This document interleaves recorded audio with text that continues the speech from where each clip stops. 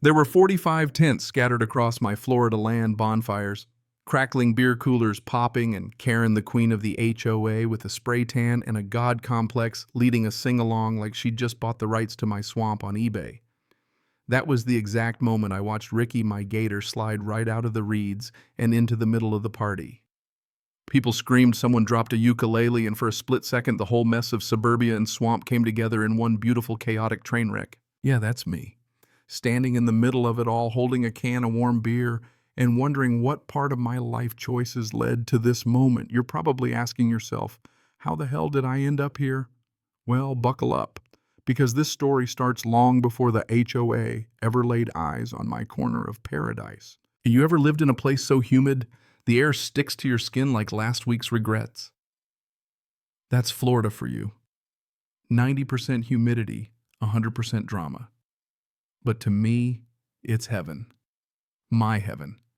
10 acres of swamp I inherited from my granddad, wedged right between Highway 19 and a subdivision so fancy the welcome signs have cursive fonts and the people have weaponized newsletters. My granddad called it Frog's Hollow. The county called it Parcel B6721 and let it rot. Everybody just left it alone. Everybody except for Karen. Now let me tell you about Karen. She's the sort of person who treats her HOA title like it comes with a siren and a sidearm. Power walks the cul-de-sacs in heels, surveys her kingdom with binoculars from her faux-columned McMansion koi pond and all. The kind of woman who makes beautifying the neighborhood her personal crusade, which surprise includes anything she can spot from her patio, including my land. At first it was almost funny. I'd catch her squinting at my property, swirling her rosé and shaking her head like I'd parked a UFO in the driveway. Then came the letters. First one was typed laminated, slipped into a gallon-sized Ziploc bag. For weatherproofing, I swear you can't make this up. It listed unmaintained vegetation, non-standard fencing, visible animal structures. Asked me to address these issues promptly. I laughed, tossed it in the recycling, and moved on. I wasn't even in the HOA. My land was grandfathered in. Literally. Granddad owned it before the development even broke ground. The boundary lines were clear, and so was the law. But Karen never let something as trivial as facts get in her way. Next thing I know, she's filing a complaint with the county about my fencing. Claims it's unstable and visually disruptive. County inspector comes out, walks my property, asks if I built the fence myself. I say yes. He nods, says it's better than most, and drives off. I thought maybe that would be the end of it. Wrong. Karen shows up on my porch with a clipboard and that fake friendly IRS smile. Just checking in, she says. Some of the neighbors are concerned about your reptiles. Now this is where the twist comes in. See, I'm not just some redneck with a beard and a dislike for HOA politics. I've got a degree in wildlife biology and I work part-time with the state's nuisance alligator program. My property, home to 3 American alligators, all tagged, all legal, all living in a managed wetland enclosure, with more compliance paperwork than Karen's ever seen in her life. They're here legally, I told her, pointing to the framed state permit by the door. And so am I. She just sniffed like she'd caught a whiff of government corruption. Still an eyesore, she said, and frankly a liability. I've seen children riding bikes near your road. One wrong turn. She let that hang in the air like she was threatening to sue Mother Nature. That night, my land was featured on the neighborhood message board, neighboring properties bringing down value. Let's discuss at next week's meeting. By now, Karen had filed for a zoning review, said my open enclosures posed a public safety risk. When that didn't stick, she called the local news.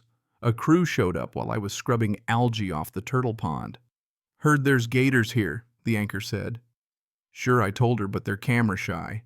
They managed 2 minutes of Ricky sunning himself and spun it into a 5 o'clock scare piece called Gators Next Door, Are Your Children at Risk? The door knockers started soon after. Some neighbors curious, some scared. One guy just wanted to buy gator meat. And Karen, she was just getting started. She hosted a vote to annex my property into the HOA, hired a lawyer whose teeth looked like they'd been photoshopped. I got wind of it from a neighbor who hated her but still went to meetings for the free wine. They think if they rope your land in, they can force you up to code, he said.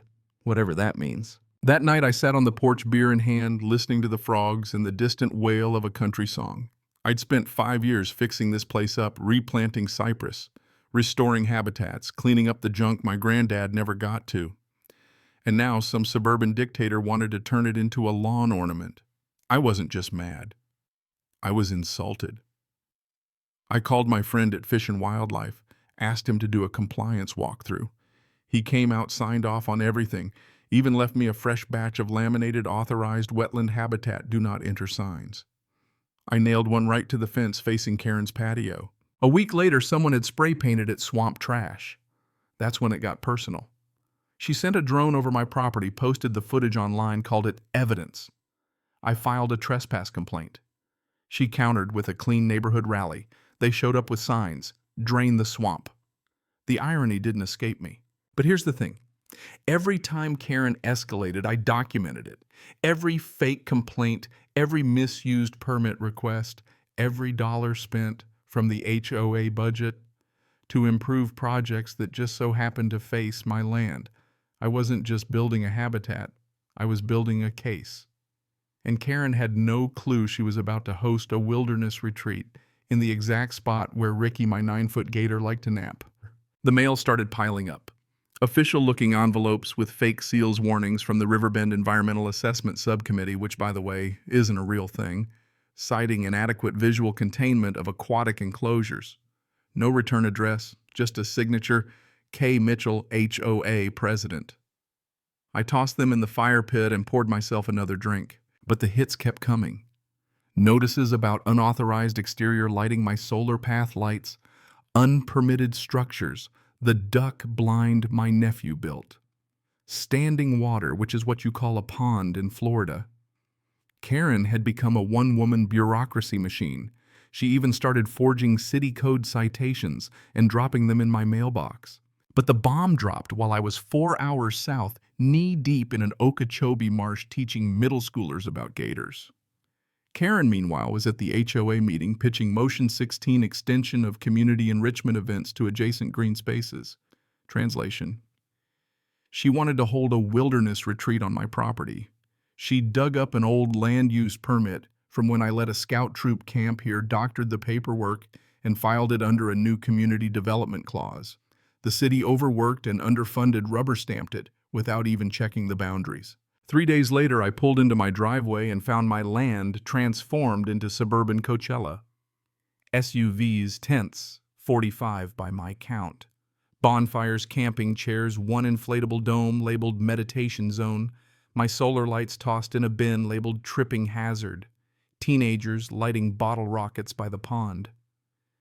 And Karen O'Karen decked out in a designer cargo vest, wide-brimmed hat, standing on a makeshift stage with a megaphone and a ukulele. I stopped dead. I swear for a minute I thought I'd lost my mind. Or maybe Florida just finally broke me. But then I saw Ricky lurking at the water's edge, eyeing the ukulele player like he was sizing up appetizers. I slammed my truck door and marched into the chaos boots, crunching over trail mix and juice boxes. Some kid asked if I was the ranger. No, I said I'm the owner. Karen spotted me, waved like we were old pals. "You're back early," she said, as if I was crashing her birthday party. "What the hell is this?" I asked, gesturing at the lawn chair metropolis swallowing my wetlands. "This," she replied, "voice all sunshine and self-congratulation is community in action. We're reconnecting with nature. Your land is so underutilized." Unutilized, I could feel my jaw twitching. "You're trespassing. All of you." She blinked. "Oh, come on. Don't be dramatic. We have a provisional event permit. It's all approved, and besides, you weren't even here." I pointed at where my no trespassing signs had been ripped down, replaced with welcome campers posters. My fence was cut a fire pit dug in protected habitat. She shrugged. "You're so territorial. People are bonding. We made trail mix." A toddler waddled past, clutching 2 baby frogs. Someone was blasting acoustic 80s covers from a Bluetooth speaker duct taped to a tree. A teen sprinted toward the gator pond, yelling "cannonball." I barely grabbed him before he hit the water. His mom scolded me for grabbing her kid, then asked where the alligators were because it'd be such a cute picture. My blood was boiling. I turned back to Karen. "You need to clear this out, now." She folded her arms, megaphone dangling like a threat. "You really want to be known as the guy who shuts down family fun. I already spoke with code enforcement. They were fine with it." That's when I realized she wasn't just clueless. She was dangerous. She hadn't just stumbled onto my land. She'd planned the whole thing, used an old permit, and did it while I was gone, working to conserve the very wildlife she was endangering. But I played it smart. In Florida, smarts and documentation beat rage every time. That night, after stopping a toddler from feeding a marshmallow to a cottonmouth. Wish I were kidding. I went inside, poured sweet tea with a side of spite, and opened 3 browser tabs. Fish and Wildlife County Code Enforcement, and a local reporter named Tara Granger who knew more about HOA scandals than most lawyers. First, I called Marcus at Fish and Wildlife. "You're calling after dark," he said. "That can't be good." "It's not," I replied. "I've got an illegal camping event happening on my conservation pond. 45 people, bonfires, kids harassing turtles." He paused.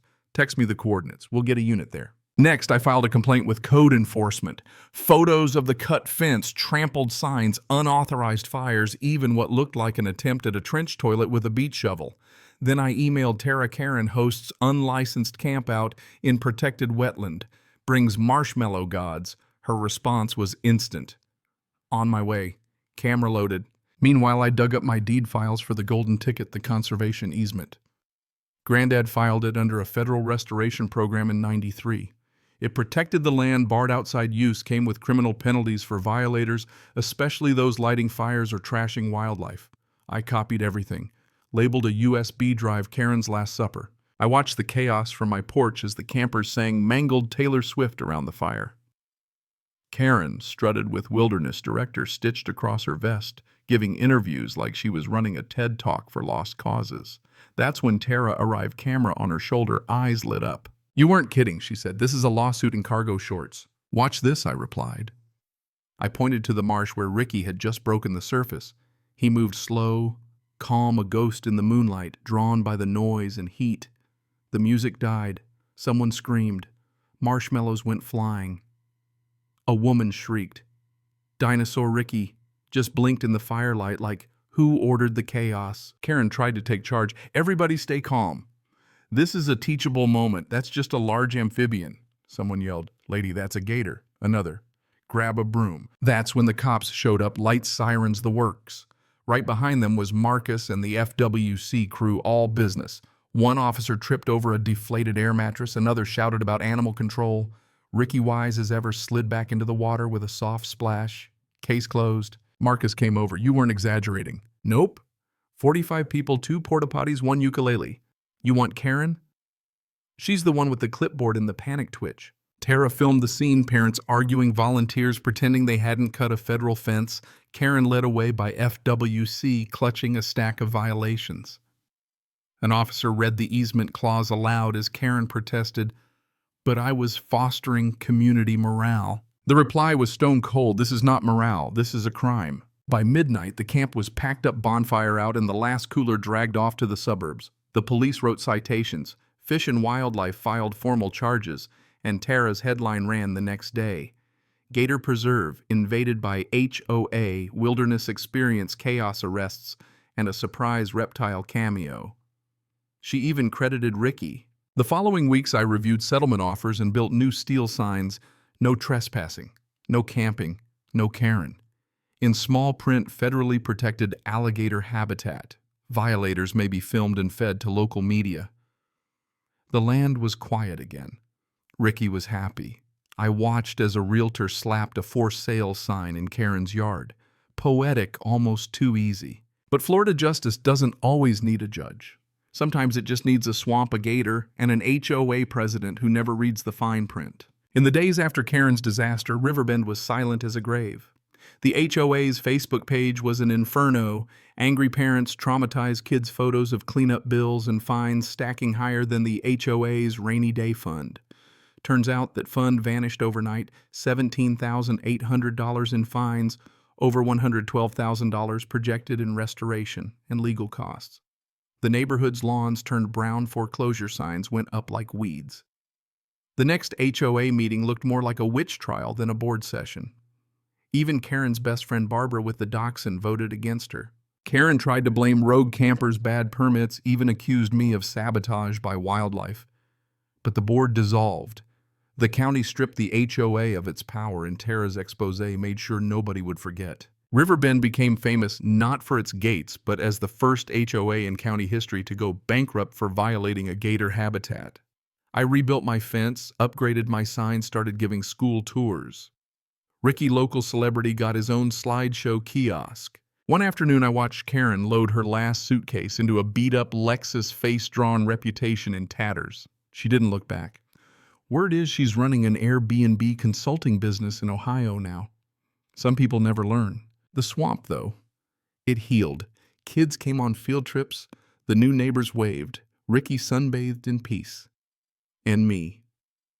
Most nights, I sit on my porch, sweet tea in hand, listening to the frogs and gators, watching the lightning bugs, grinning at the memory of the HOA that tried to conquer the swamp and lost. There's a lesson here, one I learned the hard way. Justice doesn't always come from courtrooms. Sometimes it's a sign in the moonlight, a quiet patch of land, or the soft splash of a gator reclaiming his home. Sometimes the land defends itself. Sometimes karma needs a little help.